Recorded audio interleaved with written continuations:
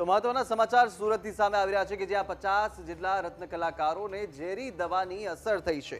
કાપોદ્રા વિસ્તારની અનબ જેમ્સની આ ઘટના છે। પાણી પીધા બાદ રત્ન કલાકારોની તબિયત એકાએક લથડી હતી, જ્યાં ફિલ્ટરમાં કોઈએ ઝેરી દવા ભેળવી હોવાની આશંકા છે અને તમામ રત્ન કલાકારોને હાલ ખાનગી હોસ્પિટલમાં દાખલ કરવામાં આવ્યા છે।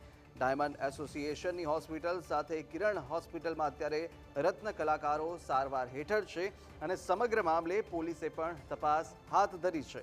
તો 50 જેટલા રત્ન કલાકારોને ઝેરી દવાની અસર થઈ છે અને તેને લઈને તેમની તબિયત લથડતા તેમને અત્યારે સારવાર હેઠળ ખાનગી હોસ્પિટલમાં ખસેડવામાં આવ્યા છે।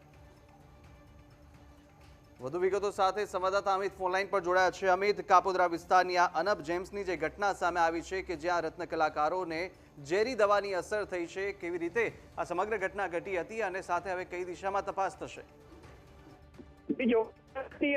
અનબ જેમ્સમાં કામ કરતા 50 જેટલા રત્ન કલાકારો છે, તબિયત હોવાના કારણે તેમને આજે ખાનગી હોસ્પિટલમાં સારવાર હેઠળ ખસેડવામાં આવ્યા છે। જોકે તમામ રત્ન કલાકારોએ પાણી પીધા બાદ તેમની તબિયત લથડી હોવાનું જણાવ્યું હતું।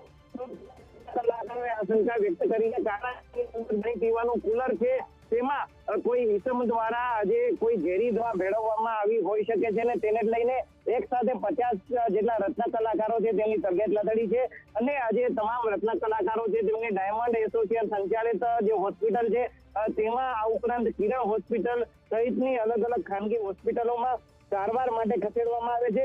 તો બીજી તરફ આજે પીવાના પાણીમાં ઝેરી દવા ભેળવી હોવાનો આશંકાનો જે આક્ષેપ રત્ન કલાકારોએ કર્યો છે તેને લઈને પોલીસ દ્વારા તપાસ પણ હાલ છે તે શરૂ કરવામાં આવી છે।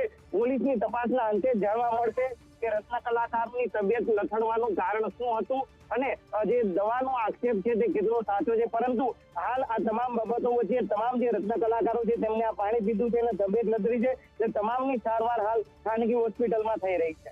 જી જમીત, માહિતી સાથે જોડા બદલ આપનો આભાર।